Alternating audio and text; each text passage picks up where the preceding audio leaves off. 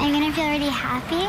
Maybe a tiny bit nervous? No. Oh, okay. Roya Snyder is an energetic 9-year-old involved in many activities with her friends. Good job. Those are good shots. Yeah. I do tennis, downhill skiing, and I used to do soccer. Just 3 years ago, Roya was diagnosed with cardiomyopathy, meaning her heart wouldn't pump blood properly and couldn't fully expand. She was going into heart failure. She fainted, she was short of breath. It was a roller coaster, of emotions, highs and lows, and a lot of unknowns. Thankfully, Roya got the help she needed just in time. I'm here because I'm a survivor, and I had a heart transplant when I was 7. Wednesday night, she shined on stage. The American Heart Association sharing her story to an audience of 300 people as their featured survivor.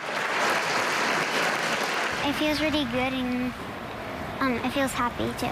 The event, Go Red for Women, highlighting the importance of research and funding for cardiovascular disease, the leading cause of death in women across the nation. Roya is going to grow into a woman, and so we really want research and science to be ready by the time that Roya is older. For the Snyder family, the event was also a celebration. This is a big night. It's an important night. Looking back at how far they've come since Roya's diagnosis. I was thinking about all that we've been through since this journey started, and I just felt really grateful. We're thankful to Roya for being such a warrior for us and helping us get through it.